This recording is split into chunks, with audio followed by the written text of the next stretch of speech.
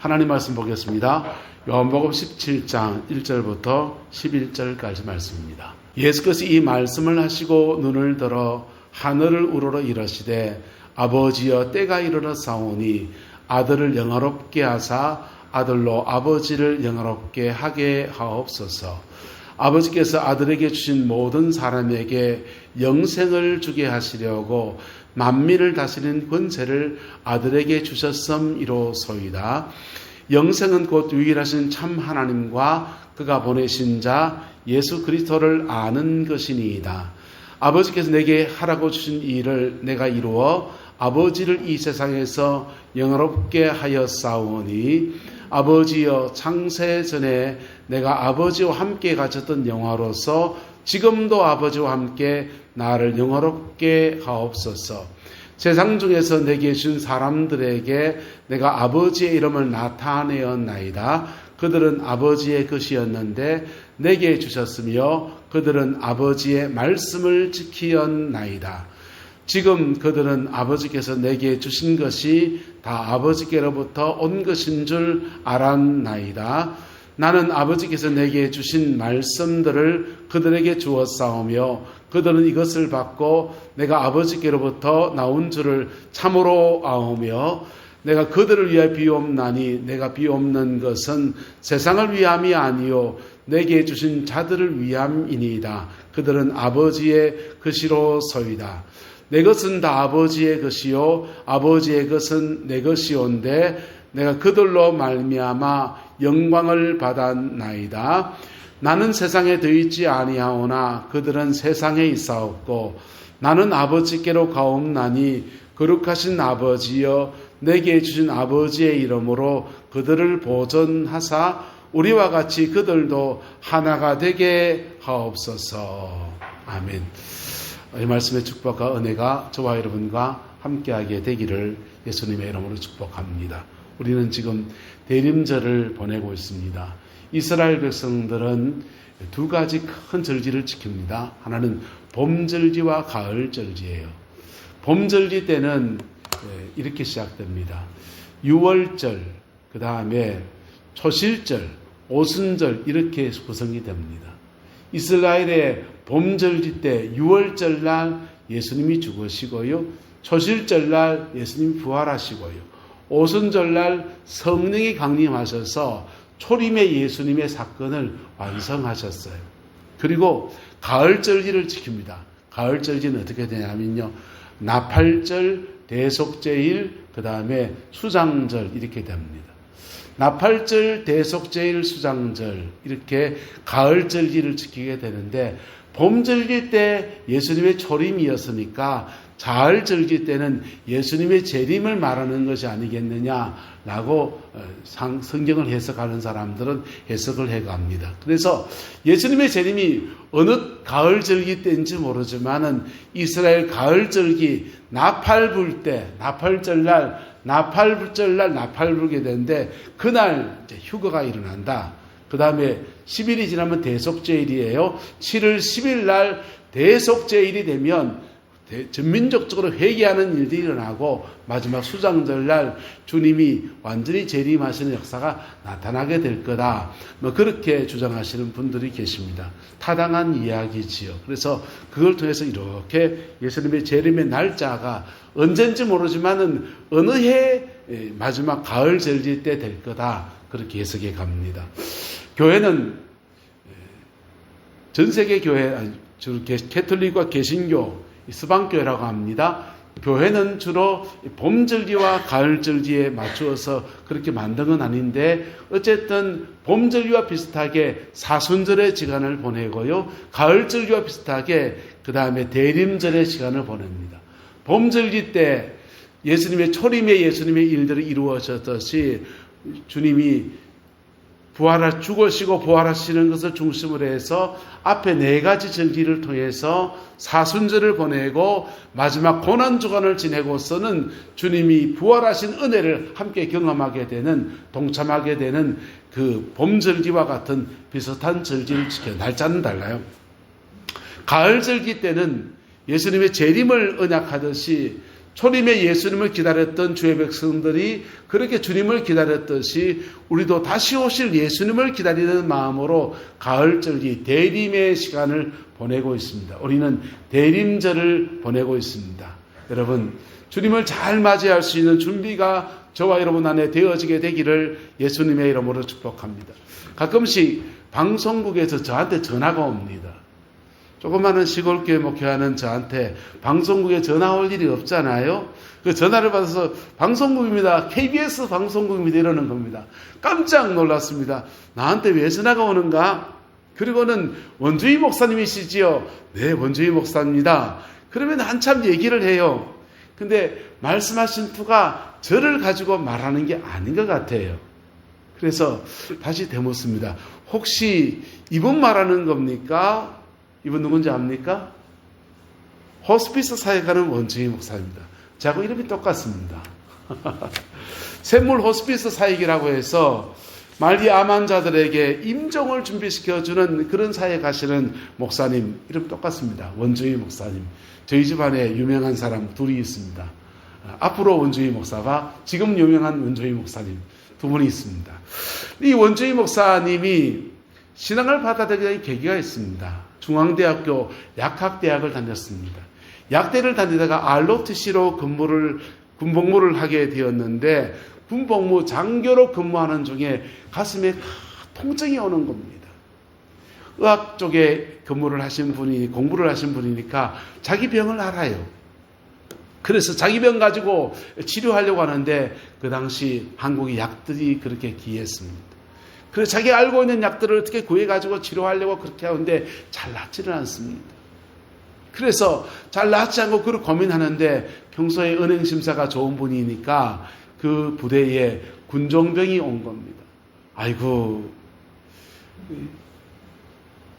아프시다면서요. 신방을 온 거지요. 그리고는 신방 와서 상담을 하고 죽음에 대한 공포, 이게 자꾸 달라지지 않으니까 이러다가 죽으면 어떡할까라는 고민과 번민에 잡혀있는 원주희 집사님은 아니, 그 당시 이제 장교, 소위나 중위쯤 되겠죠. 그 장교에게 복음을 전하는 겁니다. 그리고 복음을 전할 때 죽음 불안이 있으니까 예수님을 나의 구주로 영접합니다. 예수님 구주로 영접하니까 그 부대 안에 예수 믿는 크리스찬 장병들이 다 모았어요. 다 모여와가지고는 삥 둘러서서 막 찬양하고서는 막 기도를 하는 겁니다. 열심히 가운데 놓고 막 기도를 하는데 그 기도에 끝나고 난 뒤에 몸이 깨끗하게 나왔습니다. 기독교 신앙에 뭔가 있구나. 나는 약사가 되어서 예수 잘 믿는 약사가 돼야지 하고서 제대를 하고서는 약국을 차렸는데 약국이 얼마나 잘 되는지요. 그리고 복음을 전하면서 약을 파는데 약도 팔고 복음도 전하고, 그리고는 그 하나님이 축복하셔서 약국이 너무 잘 되는, 돈을 너무 많이 벌어서 밤에 집에 와서 돈 세는 게 피곤하고 돈 세는 게 귀찮아가지고 일주일쯤 몰아가 은행 갔다 보따리채 갖다 맡기는 그런 상황을 시작합니다. 그렇게 약국이 번성하고 있는데 갑자기 가슴에 통증이 똑같이 또 오는 겁니다. 군대에서 있었던 통증이 다시 오는 거예요. 그래서 전에 나았던 경험이 있으니까 하나님 고쳐달라고 열심히 기도합니다. 기도하면 잘 안 나아요. 자기가 알고 있는 모든 의학 지식을 동원해서, 약국이니까 좋은 약은 얼마나 많겠습니까? 좋은 약을 다 써가면서 기도하고 말씀 읽고 그러는데 잘 안 나아요. 그래서 기도원에 갔습니다. 기도원에 가서 보따리 풀어놓고 막 기도하고, 그렇게 하나님 앞에 씨름하는 시간을 몇 달을 보내는데 몸이 깨끗해진 겁니다. 죽음의 시간을 2번을 지나고 나니까 내게 하나님이 살아있는 생명을 다시 주신 것은 무슨 뜻이 있을 텐데 내가 어떻게 살아야 될 것인가. 그때부터 간증을 하러 다닙니다. 우리에게 봉고차가 또 봉고차를 사가지고는 전국을 돌아다니면서 자기가 살아난 간증을 하는 겁니다. 의학적인 지식을 통해서 자기가 아팠던 것들을 증명해내고요. 그렇게 고치시는 애들을 간증할 때 많은 사람에게 복음을 전하는 거예요. 그 은혜가 벅차오르는데 이제 믿음 생활 본격적으로 깊이 하기 시작하니까 기독교 책도 읽고 잡지도 보고 막 그렇게 하다 보니까 호주에 호스피스 사역이라고 해서 말기 암 환자, 죽어가는 사람들에게 인생의 마지막 여정을 신앙 안에 잘 보내게 도와주는 사역하는 것들을 소개받게 되었어요. 야, 내 인생의 마지막을 보고만 해도 난 저거 하면 좋겠다 라고 마음먹고 아내와 상의합니다. 여보, 나 약국 다 집어치우고 호주에 가서 호스피스 훈련받고 그거 하면서 마지막 인생 살고 싶어. 그러니까 아내가 기를 쓰고 반대하는 거예요. 맨날 며칠 반대하고 싸우고 갈등을 짓다가 서로 어느 나라 타협점을 잡았습니다. 한국에서 그거 비슷한 공부 좀 하자 해서 신학교를 들어갔습니다. 합동신학교라는 신학교, 우리 교단은 다르죠? 합신회라고 하는 그 신학교에 입학을 해가지고 신학 공부를 합니다. 신대원 과정을 마치고 목사 안수를 받고서는 한국에서 틈틈이 자료를 모아서 공부하고 정리하고 하면서 한국에서 최초로 호스피스 사역을 시작했습니다. 죽어가는 사람들, 임종전에 있는 사람들을 영혼을 준비시켜주는 그런 사역을 하면서 너무나 보람되고 아름다운 인생의 여정을 걸어갑니다. 여러분이 잘 살잖아요. 하지만 이 잘 살지만 언젠가 끝이 있다는 거예요. 성경 말씀에 몸이 강건하면 70이고 그리고 80이고 그렇게 얘기했지만요. 요즘 시대는 트랜스 휴먼 시대라고 그래요. 트랜스 휴먼 시대가 무슨 시대냐. 간 나쁘면 간 갈아 끼우면 되고요. 무릎 문제가 있으면 이거 갈아 끼우면 되고요. 이빨이가 안 좋으면 임플란트 갈아 끼우고요. 뭐든지 갈아 끼워가면서 그 수명을 연장해 가는데 조금 더 있으면 돼지 장기를 가지고 와서 사람 몸에 거부 반응이 없는 장기가 나온대요. 지금 벌써 미국에는 실험해 보니까 한 240일 정도 그렇게 이상 없이 신장이 그렇게 작동을 하더라는 겁니다. 그래서 돼지 장기도 가지고 갖다 붙여가지고 살면은 수명을 계속 연장해서 100세 시대가 넘어서서 120세 사시고 재수 없으면 150 사시는 수가 생기는 그런 시대로 우리가 가고 있습니다. 트랜스 휴먼 시대. 근데 트랜스 휴먼 시대인데 뭐는 못 갈아 끼웁니까? 뇌는 못 갈아 끼워요. 뇌는 못 갈아 끼우니까 치매 안 걸려야 되고요. 그리고 뇌는 못 갈아 끼우니까 뇌 건강을 잘 유지해. 다른 거는 다 갈아 끼울 수 있는 시대가 온답니다. 그래서 머리 축축축 하면서 이제 돈으로 발라서 그래서 하는 시대에 오직 있다는 것이지. 뇌는 안 되니까 뇌 건강을 잘 할 수 있는 의학들이 이제 노인의 건강의학으로 그렇게 등장하고 있습니다. 어쨌든 그렇게 수명이 연장되어지지만은 결국은 다 죽는다는 거예요. 다 죽는다는 거예요. 이게 안 죽을 자신 있는 사람이 있습니까? 다 죽는다는 겁니다. 근데 더 안타까운 건 뭔지 압니까? 그 다 죽는 시대인데 그 죽음 앞에 준비 없이 죽는 수많은 사람들을 목회를 하면서 보게 됩니다. 저는 캐톨릭 교회에 그 7대 성사가 있거든요. 7가지 성례절이 있는데 그 중에 개신교는 캐톨릭에서 나오면서 2개만 받아들였습니다.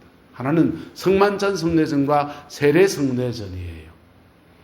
근데 7개, 나머지 5개의 성례전 가운데 교회가 정말 받아들여야 될 것이 꼭 하나 있다라고 생각합니다. 그게 뭐냐면 종부 성례전입니다. 종부 성례가 뭔지 압니까? 임종을 맞이하는 사람에게 임종 전에 죽음을 준비하는 하나님의 은혜를 선포하는 그런 의식들입니다. 그래서 캐톨릭 교회의 성도들 중에서 신앙생활 하다가 임종을 맞는 분들을 보면 그 성당에서 매일 집에 가요.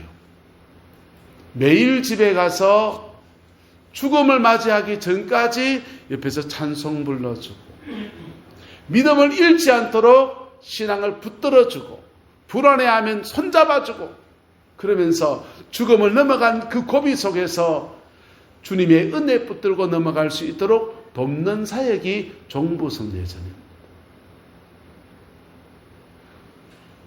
종부승에서. 저는 목사로서 그런 거 하고 싶어요. 근데요, 요즘 병원에 가면 중환자실에 돌아가시잖아요. 그러면 의식 불명 상태까지 콧줄 끼워 넣고요. 목사가 가도 누군지도 몰라요. 그리고 심지어는 신방도 안 돼. 그리고는 환자 혼자 그냥 죽음을 직면해서 죽음을 넘어가 버리는 거예요. 죽고 난 뒤에 장례 치러 주기 뭔 의미가 있습니까? 죽기 전에 준비되어야 됩니다. 옆 사람 축복합시다. 죽기 전에 준비되어야 됩니다. 죽기 전에 준비되어야 될 건데 죽고 난 뒤에 장례 치르는 것만 목사한테 맡겨놓고요. 죽기 전에는요. 병원에서 들어오지도 못하게 막아놓는 거예요. 그게 지금 안타까운 오늘의 모습입니다. 여러분의 영혼에 죽음이 준비되어 있습니까? 오늘 대림절을 보내면서 저는 오늘 도전적인 설교 말씀을 나누려고 합니다. 죽음이 준비되어 있습니까? 준비된 죽음이기를 예수님의 이름으로 축복합니다. 여러분의 죽음 앞에 준비된 죽음 되기를 그리스도의 이름으로 축원합니다. 오늘 예수님께서는 세 가지 면에서 죽음에 대한 준비들을 말씀을 하고 있습니다. 3절에 보시면은 영생은 유일하신 참 하나님과 그가 보내신 자 예수 그리스도를 뭐하는 것이니라? 아는 것이니라 그랬어요. 이 안다라는 단어가 헬라어는 기노스코라는 단어를 사용하고요. 히브리어로 가면 야다라는 단어를 사용합니다. 지식으로 아는 걸 말하지 않아요. 그분을 경험해서 인격과 인격으로 그렇게 그분을 경험해서 아는 것을 기노스코라고 하는 단어를 사용합니다. 성경에 보면은 구원에 관한 진리가 신약 성경에 세 가지 큰 맥으로 나타납니다. 로마서는 구원에 대해서 말하기를 믿음으로 말미암아 의롭다. 뭐로 말미암아 의롭다? 믿음으로 말미암아 의롭다. 보세요. 이 핸드폰은 새까맣지요? 새까맣지만 예수님을 믿을 때 예수님의 의의를 우리에게 덮어서 우리를 보시는 은혜가 있다는 거예요. 그래서 우리는 여전히 죄인인데 주님이 우리의 죄를 덮어서 보시기 때문에 믿음으로 말미암아 의로워졌다. 할렐루야.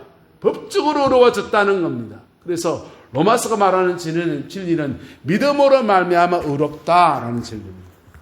야고보서는 그에 대해 조금 더 추가해서 말합니다. 믿음으로 의롭다고 말하느냐? 살아있는 믿음이 아니면 그것이 너를 정말 구원하겠느냐 하면서 살아있는 믿음에 대해서 말해요. 살아있는 믿음은 행함이 있는 믿음이 살아있는 믿음이라는 겁니다. 네가 믿음이 있다고 말하느냐? 난 행함으로 나의 믿음을 증명하겠다 라고 말합니다. 그런데 신학자들이 주목하지 않는 구원론이 하나 더 나오는데 요한복음의 구원론입니다. 요한복음의 구원론은 3절에 기록해 놓았습니다. 같이 읽어봐. 시작. 영생은 곧 유일하신 참 하나님과 그가 보내신 자 예수 그리스도를 아는 것이니이다. 할렐루야. 요한복음의 구원론은요, 예수님을 인격적으로 아는 것이 구원이라는 겁니다.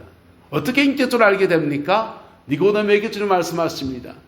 사람이 거듭나지 아니하고는 하나님 나라를 볼 수가 없느니라. 사람이 거듭난다니 무슨 말입니까? 다시 어머니 태에 들어갔다 나와야 됩니까? 아니야. 하나님의 성령으로 다시 태어나는 것을 말하는 것이다.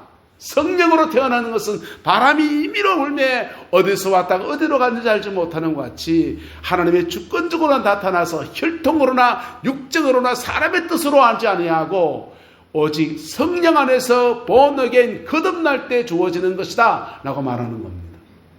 여러분 거듭났습니까? 정말 거듭났습니까? 로마서의 구원론이 왜곡되어지면 예수 믿는 것이 관념, 진리를 깨닫고 안 것으로 생각하는 오류를 범할 수 있습니다. 야고보서의 구원론을 그게 깊이 들어가서 문제가 되면 행함, 나의 행함이 구원을 만들어내는 것으로 착각할 수 있습니다.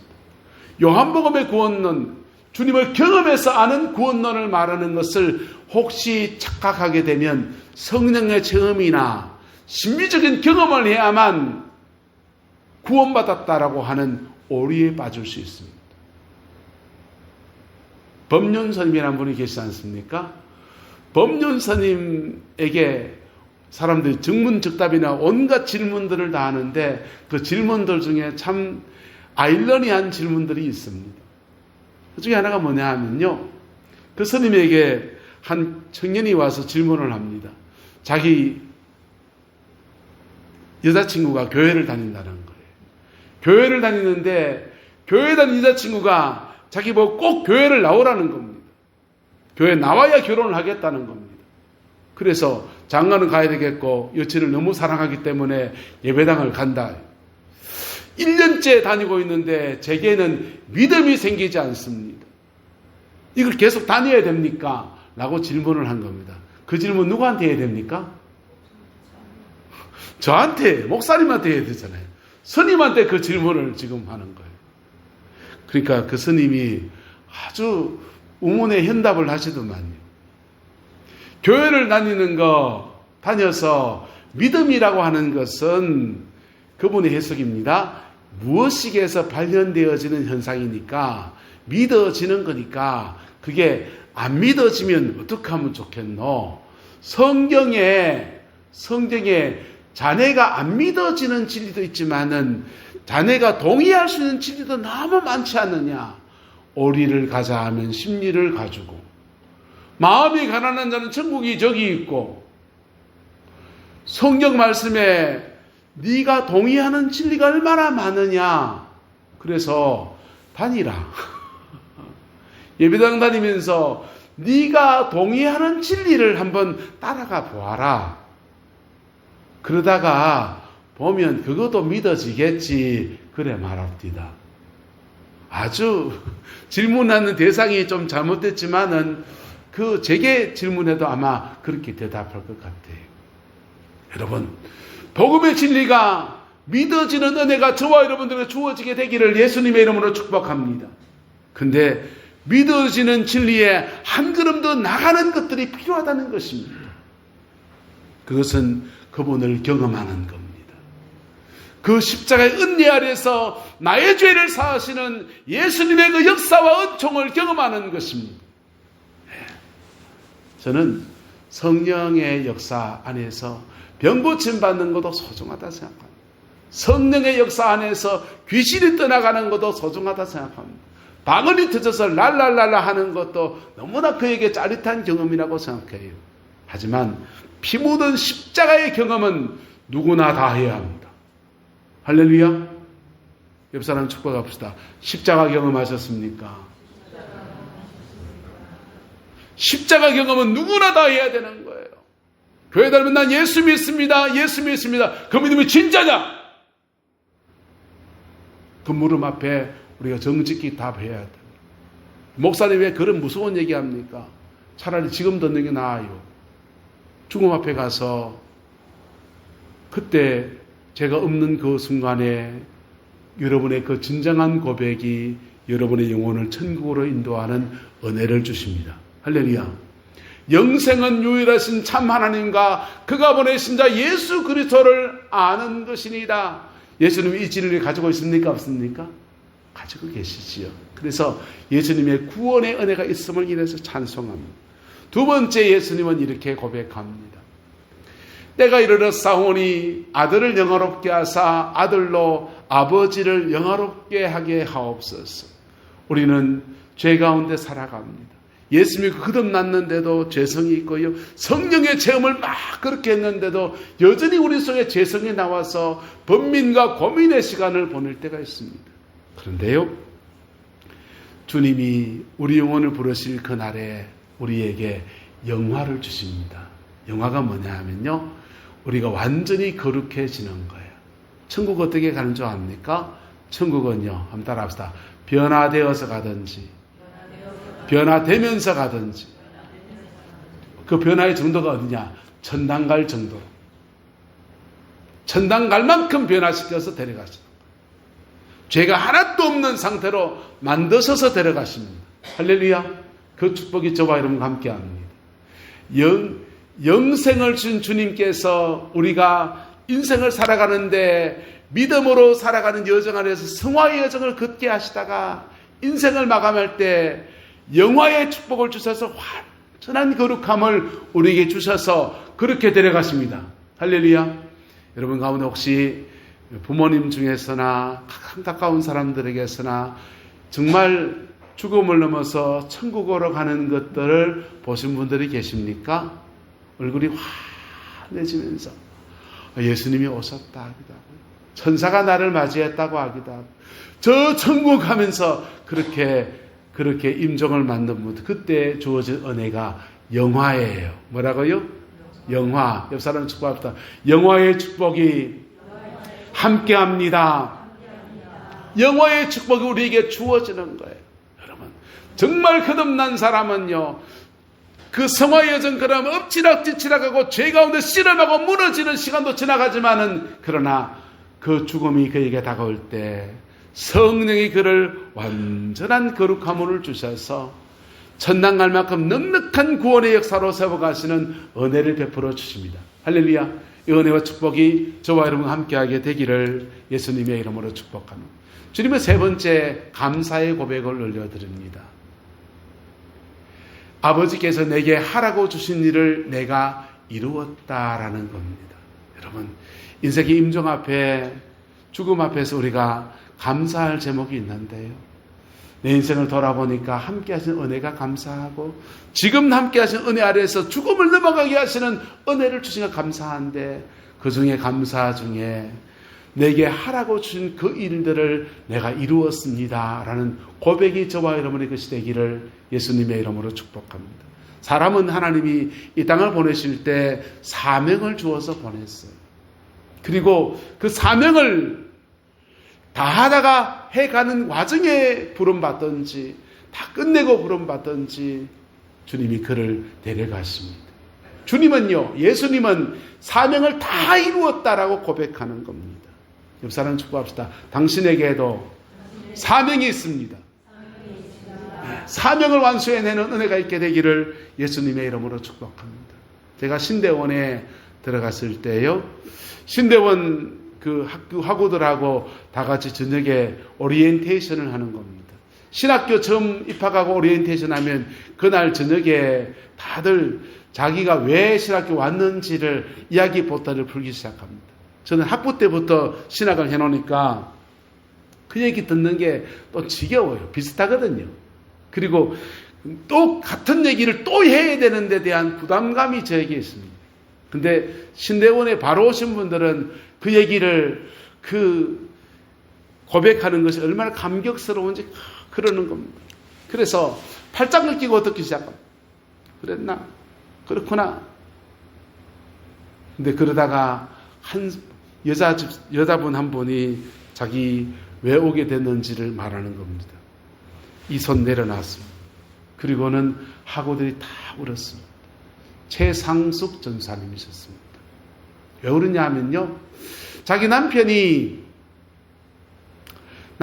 OM 선교사에 가다가 더 늦기 전에 신학을 하고서 평신도 사에 가다가 목사 안수 받고 해야 되겠다 하면서 신학교를 갔다는 겁니다. 신학교 4학년 때 교육전사 하면서 여름 성리학교 준비하고 그 티코 몰고서 강습회를 갔다가 오다가 2.5톤 트럭에 팡 박았어요. 남편이 죽었습니다. 남편은 죽고 자기에겐 애들 둘이가 딸렸는데 그 아이들 먹여 살려야 되니까 경북대학교 국어국문학과 나왔습니다. 그래서 번역 일을 해가면서 그냥 그렇게 살아가면서 하나님이 남편을 왜 데려갔는지도 모르겠고 아이들을 어떻게 키워가야 될지도 막막하게 그러는데 어느 날 시어머니가 찾아왔다. 시어머니가 찾아와서 야야 앉아보거라 이러더니